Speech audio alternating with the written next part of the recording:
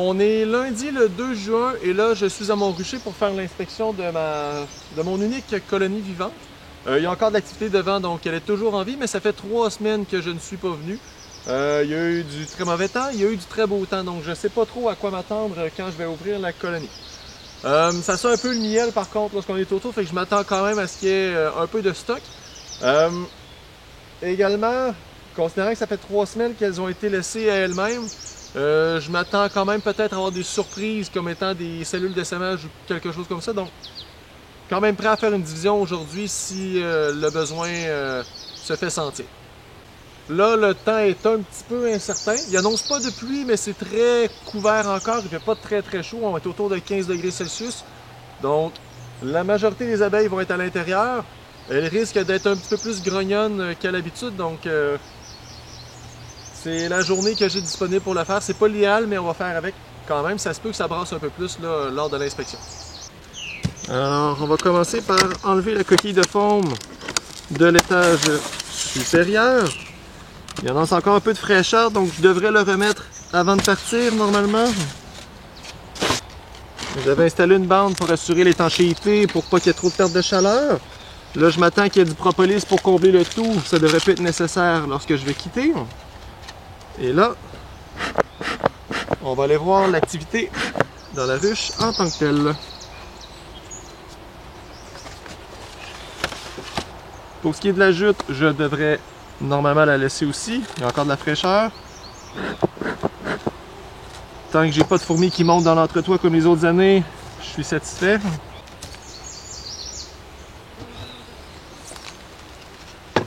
Alors, il y a quand même beaucoup d'activité dans la hausse du haut. J'ai beaucoup de mâles. J'ai hâte de voir ça là. Alors, premier cadre sur l'extérieur contient un petit peu de nectar, mais sinon, pas d'œufs, pas de couvain. Vide sur la face arrière qui était du côté externe de la ruche. Ici, un autre beau cadre de nectar plein au complet. La face arrière en a juste un petit peu. Une face entière de nectar ici aussi. Donc, je crois qu'il va falloir un étage supplémentaire juste parce que ça semble être occupé par du nectar, ou pas du sirop, ça c'est vraiment du nectar qui est accumulé. Ici, cadre de plastique que je vais retirer avant de partir, là, il est à peu près pas utilisé. La face arrière n'est même pas construite, il n'y a à peu près pas d'effort qui est mis dessus. Il faudra que je réapplique de la cire probablement pour les inciter à l'utiliser, mais avant ça, j'ai quand même un bon stock de cadres en bois que je pourrais mettre en place. Alors ici, j'ai une très belle face de couvain. Ici, j'ai des larves en développement dans le fond des alvéoles. C'est très beau à voir. Sur la face arrière, j'ai quand même beaucoup de mâles là, sur le côté. Un peu parsemé au milieu aussi. Donc, je ne sais pas si elles se font des mâles en préparation à un essaimage éventuel. Dans le bas, j'ai 2 coupettes d'essaimage. Présentement inoccupées. Mais, il y a quand même une envie qui semble se développer. Face de couvain pleine, un peu clairsemée, mais c'est du pollen ou du nectar. Je crois qu'elles ont été très efficaces dans les récoltes des derniers jours. L'autre face est du couvain en entier aussi. Une autre très belle face de couvain. Quand même passablement beaucoup de mâles dans le bas. Donc je pense qu'elle se développe une... Vous ne devez rien entendre parce qu'une abeille de pris dans le micro, c'est parfait. Il semble qu'il développe une bonne population de mâles, là, possiblement en prévision des essaimages. Mais j'ai pas plus de coupettes. La face arrière, elle, est bien pleine de couvains. Ici, c'est un cadre entier de nectar et de miel qui commence à être operculé dans le haut. Ah, pas de couvain sur celui-là. À l'arrière, c'est du nectar avec des œufs. Donc je vais essayer de voir si la reine n'est pas là en train de pondre. Elle ne semble pas y être. Mais, ouais c'est ça, j'ai des œufs. L'étage du haut pourrait probablement juste être retiré pour faire la division. Je vais penser à ce que je fais là.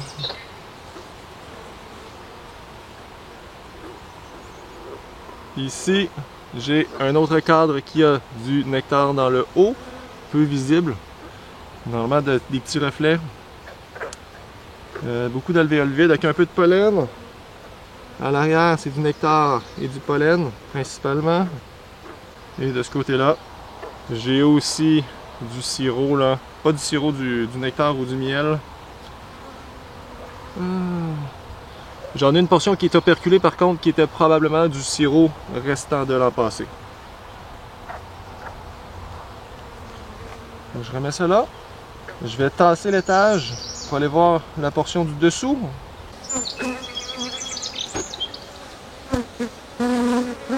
À date, niveau frénésie, c'est pas si pire, ça commence là, à vouloir. Ah, vous entendez rien, il y en a plein dans le micro, putain.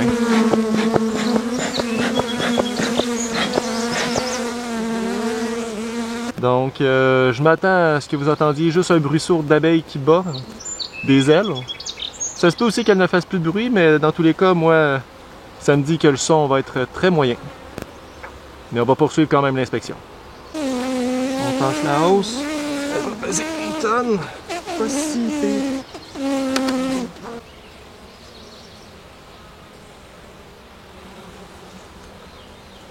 Alors ici, c'est surtout du nectar et du pollen. Ce cadre-là est plein de nectar sur la face intérieure. La face extérieure, elle est vide.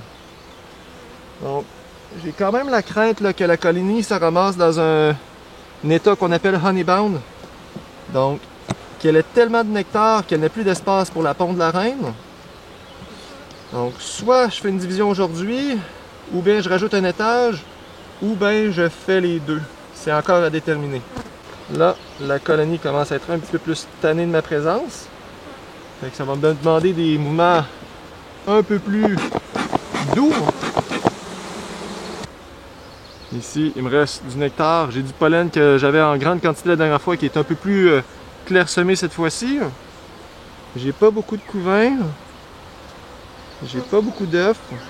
Ici, c'est un autre cadre de plastique qui est peu utilisé. En fait, il y a du pollen à l'intérieur, mais la face arrière est complètement chaotique avec principalement des mâles. Un peu de femelles au travers, mais principalement des mâles. Par contre, quelques larves, quelques œufs.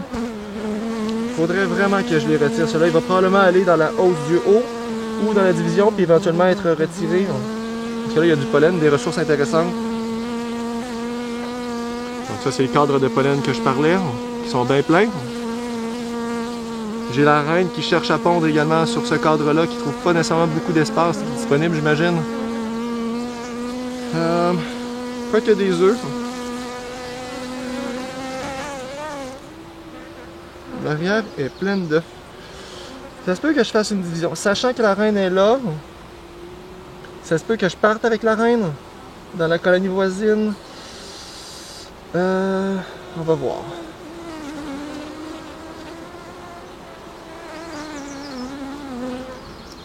Alors ici, j'ai beaucoup de pollen, un peu de couvain. J'ai pas de signe de sémage en tant que tel.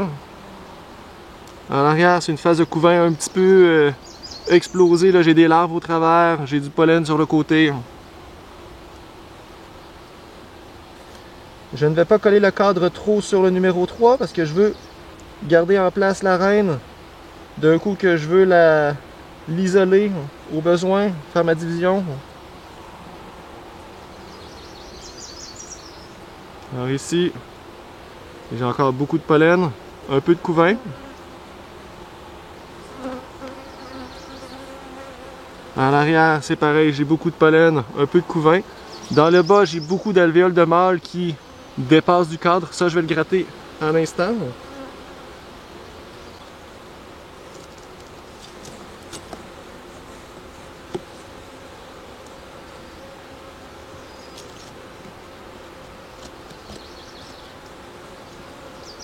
Alors ici, j'ai encore du pollen, j'ai des larves en développement.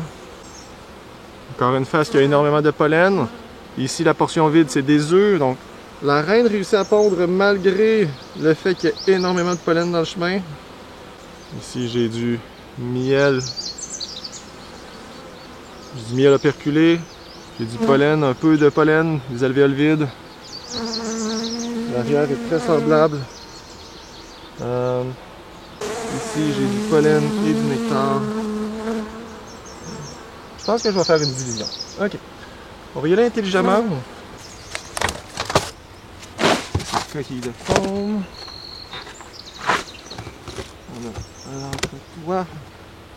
J'ai des cadres qui ont passé l'hiver là, que j'ai pas encore ramassé en sachant que j'allais avoir besoin potentiellement de faire une division. Ils sont quand même semi-propres et utilisables. La plupart sont vides de toute manière, là. Il y a juste un peu de sucre à retirer.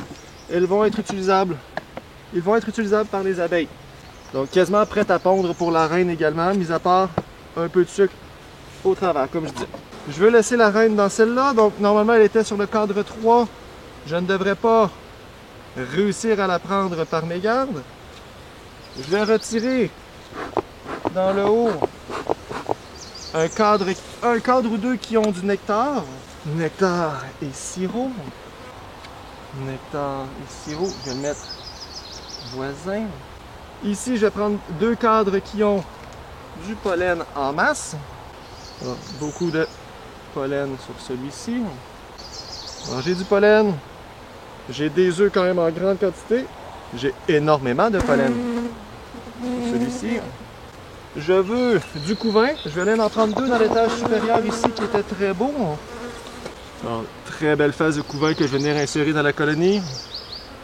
Les deux faces sont pareilles. Celui-là, il y a un peu plus de mâle. Ce ne sera pas un problème nécessairement. Lui aussi est très très beau. Je vais valider si ma reine est encore ici.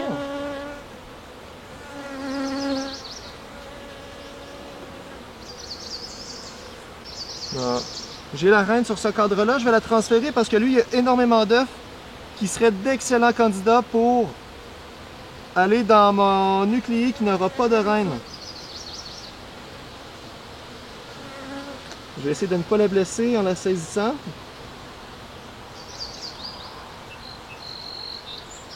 Et je la transfère doucement. Et elle s'est infiltrée dans les cadres. Donc là, je vais venir glisser ces œufs-là plus à l'intérieur.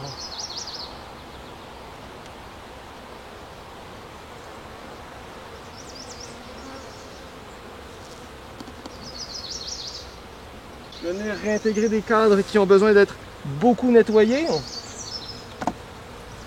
Là, c'est une colonie qui n'aura pas de ponte pendant un certain temps, donc c'est des bonnes candidates pour faire du nettoyage.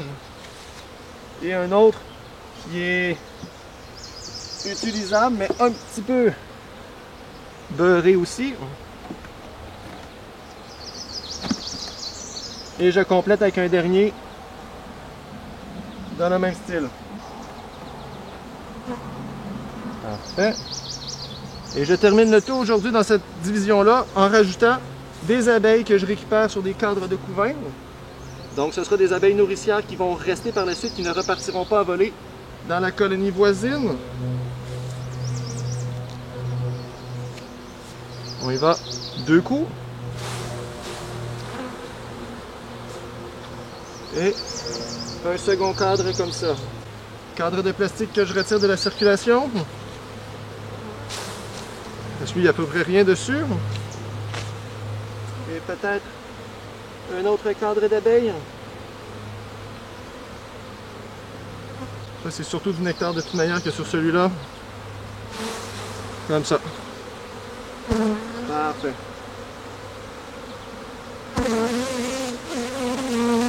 Alors, je vais venir refermer cette colonne ici. Je vais en terminer pour l'instant. Je vais remettre l'entretoit et la couche supérieure. Pour terminer la saison froide, on est en juin, mais c'est encore frais. C'est douteux comme saison à date.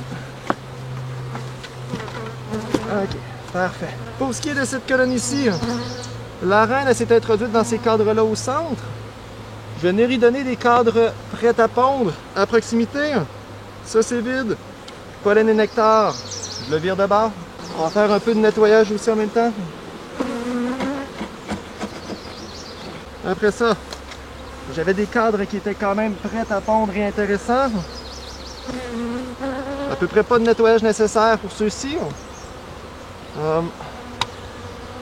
vais quand même gratter le propolis pour que ce soit facilement là, glissable.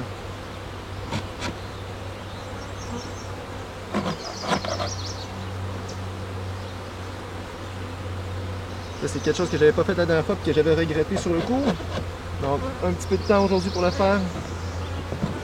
Va être payant pour le restant de la saison. Donc je le glisse ici. Puis je vais les alterner. Gratter celui-là ici pour le propolis. La face ici pour le propolis également.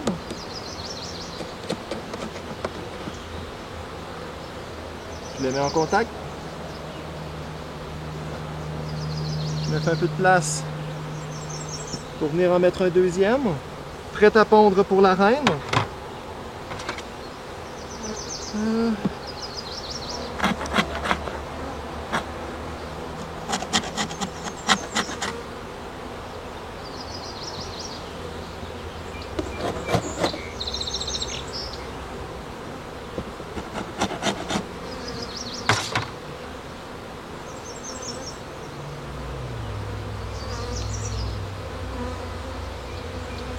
Mon objectif est de venir en mettre un autre encore.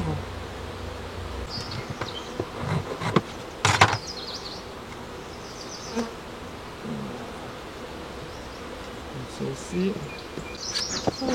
Ensuite, je vais retirer le cadre de plastique pour le monter dans la hausse supérieure. C'est quand même le chaos dans celui-là. Qu'est-ce que je descends en bas? Je descends un cadre vide, normalement. J'en ai un ici sur l'extérieur. Les deux faces sont vides, un peu de nectar. Mais sinon, il est quand même prêt à pondre. Je colle l'avant-dernier cadre qu'on avait tout à l'heure.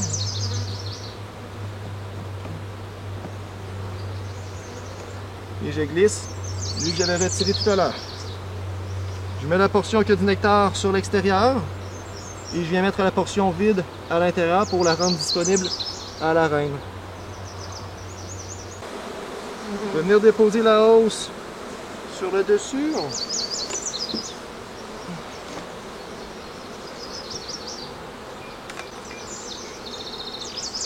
Ça va très bien. Comme ça. Tel que c'était. Et là, il faut que je remette des cadres dedans, idéalement, pour que ça ne devienne pas le chaos immédiatement. Ok. Je vais se piquer.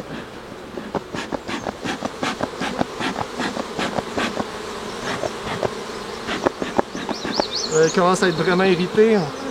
On va essayer de pas trop tarder là, à fermer le tout. Ici, un petit peu de sucre à nettoyer, mais sinon, c'est déjà stockable en grande majorité. Je vais mettre le cadre de plastique sur l'extérieur. Simplement parce que la reine a moins tendance à monter pondre à cet endroit-là. Les mâles vont éclore, puis ça va devenir plus du stockage normalement. Ici, un autre qui sera à nettoyer. Je vais les glisser au travers des autres qui sont utilisés présentement. On fait une espèce de damier. Comme ça. Je remets l'entretoit.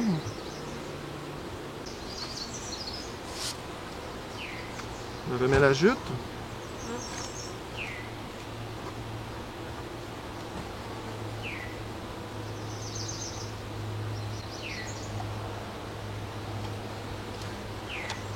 Et je referme. Je remets le foam sur la hausse supérieure.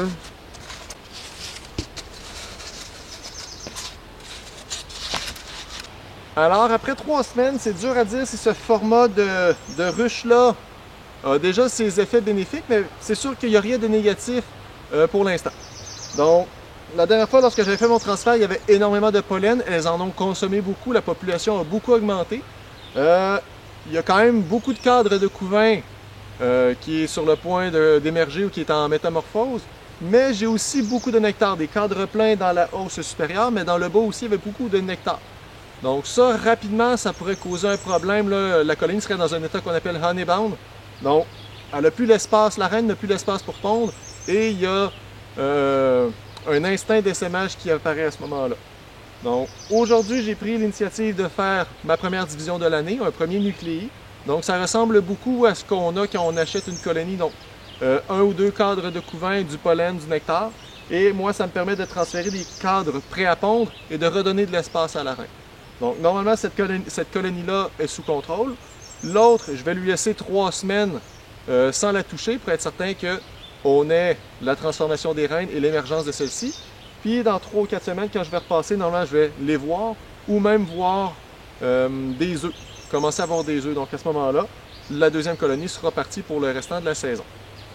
Idéalement, j'aimerais ça venir avec seulement des formats de cette ruche-là, des ruches de ce format-là. Donc je vais en avoir une deuxième à construire pour ma division, pour être certain que j'ai quand même un standard qui s'applique ici dans mon rucher. Alors, c'est très très positif. Finalement, le temps, bien qu'il ait été incertain, m'a permis de bien faire mon inspection. Puis, la colonie n'était pas si pire. Je suis chanceux, celle-là. L'an passé était assez passive. L'autre était un petit peu plus, on va dire, était plus épicée un peu vers la fin de la saison. Elle avait tendance à être un peu plus agressive. C'est dommage qu'elle se soit éteinte au courant de l'hiver, mais j'aurais pas pu faire nécessairement la même chose aujourd'hui dans la voisine. Donc, dans l'ordre des choses, c'est quand même une bonne génétique là, que je suis en train de propager ici dans le rucher. Alors, on se laisse une semaine ou deux avant de repasser. Puis l'autre, on a un petit délai supplémentaire là, pour être certain que tout se passe bien, pour ne pas venir endommager les cellules royales qui vont se développer. Alors, je suis sur la bonne voie de mon objectif cette année. Je voulais revenir à 2 colonies au moins, peut-être plus selon ce qui se passe. Donc, c'est le premier pas, puis on va en avoir le cœur net là, dans un peu moins d'1 mois normalement.